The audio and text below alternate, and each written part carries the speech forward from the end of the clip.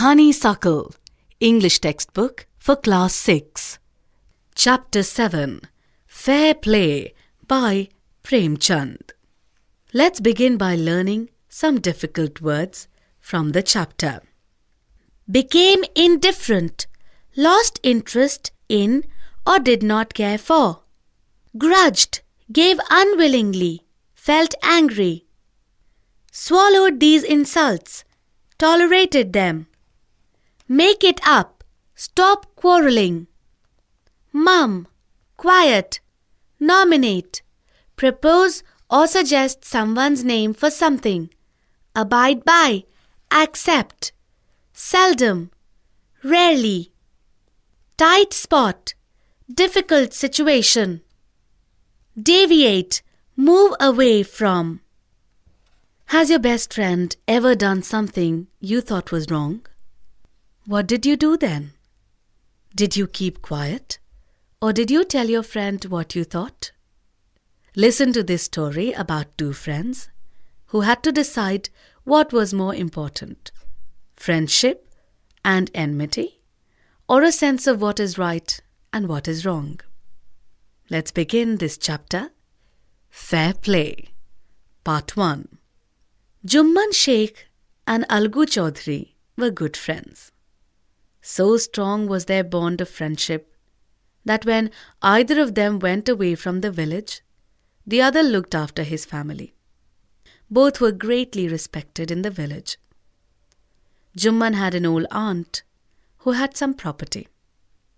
This she transferred to him on the understanding that she would stay with him and he would look after her. The arrangement worked well for a couple of years. Then the situation changed. Jumman and his family were tired of the old relative. Jumman became as indifferent to her as his wife, who grudged even the little food that the old lady wanted every day. She swallowed these insults along with her food for a few months. But patience has its limits. One day she spoke to Jumman. "My son, it is now obvious that I am not wanted in your house. Kindly give me a monthly allowance so that I can set up a separate kitchen. My wife knows best how to run the house. Be patient," said Jumman shamelessly. This made his aunt very angry, and she decided to take her case to the village panchayat. For many days, the old lady was seen talking to the villagers, explaining her case and seeking their support. Some sympathized with her, others laughed at her, and a few others advised her to make it up with her nephew and his wife. At last, she came to Algu Chaudhry and spoke to him. "You know, Chachi, Jumman is my best friend. How can I go against him?" Algu said. "But is it right, my son, to keep mum and not say what you consider just and fair?" pleaded the old lady. "Come to the panchayat and speak the truth," she said. Algu didn't reply, but her words kept ringing in his ears. Part 2. The panchayat was held the same evening under an old banyan tree. Jumman stood up and said, "The voice of the panch is the voice of God. Let my aunt nominate the head panch. I will abide by her decision. The panch knows neither friend nor enemy. What do you say to Algu Chaudhry?" The old lady announced. "Fine," replied Jumman, hiding his joy over this unexpected piece of luck. "Chachi, you are aware of my friendship with Jumman," said Algu. "I know that," replied the aunt. "But I also know that you will not kill your conscience for the sake of friendship. God lives in the heart of the panch, and his voice is the voice of God." And the old lady explained her case. "Jumman," said Algu, "you and I are old friends. Your aunt is as dear to me as you. Now I am a Punch. You and your aunt are equal before me. What have you to say in your defense? 3 years ago, began Jumman, my aunt transferred her property to me. I promised to support her as long as she lived. I have done all I could. There have been a couple of quarrels between my wife and her, but I can't stop it. Now my aunt is claiming a monthly allowance from me. This is not possible. That's all I have to say.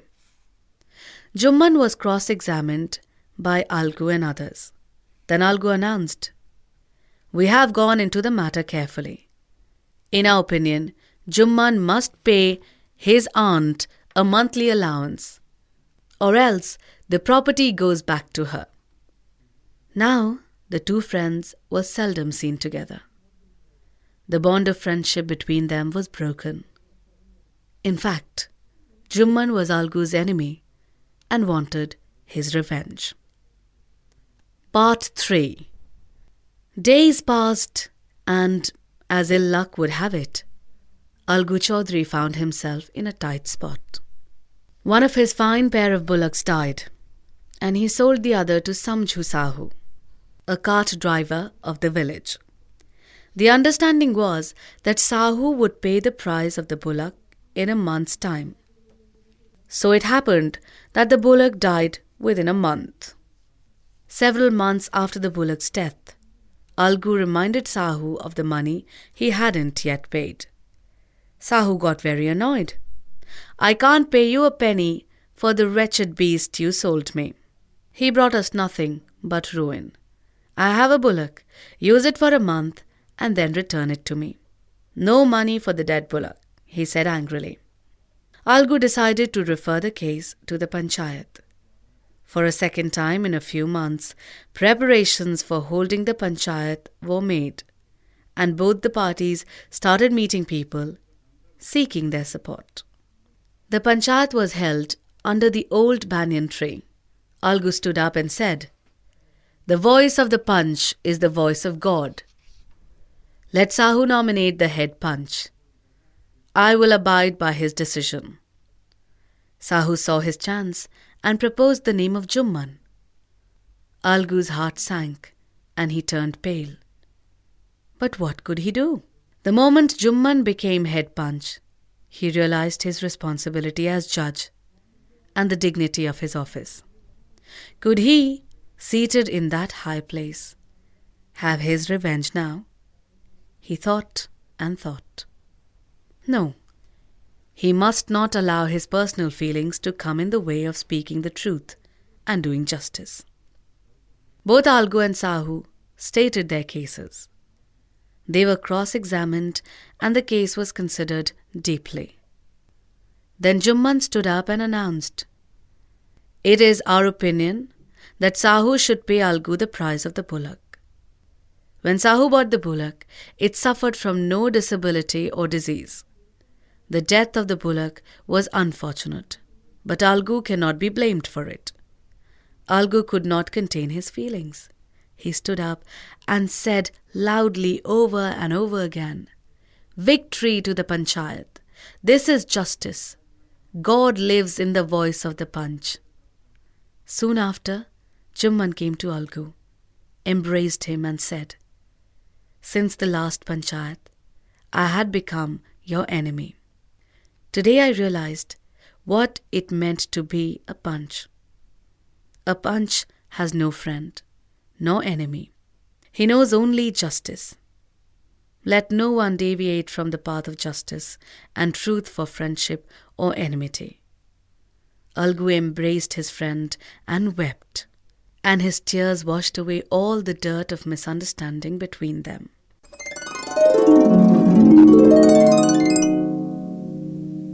And now time for some questions. 1. Then the situation changed. What is being referred to? 2. When Jumman's aunt realized that she was not welcome in his house, what arrangement did she suggest? 3. What was the villagers' reaction when the aunt explained her case to them? 4. Why was Jumman happy over Algu's nomination as head punch? 5. God lives in the heart of the punch, the aunt said. What did she mean? 6. What was Algu's verdict as head punch?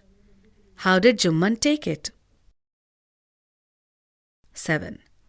Algu found himself in a tight spot. What was his problem? 8. Why was Algu upset over Jumman's nomination as head punch? 9. What was Jumman's verdict as head punch? How did Algu take it? 10. Which of the following sums up the story best? Your options are 1. I also know that you will not kill your conscience for the sake of friendship. 2. Let no one deviate from the path of justice and truth for friendship or enmity. 3.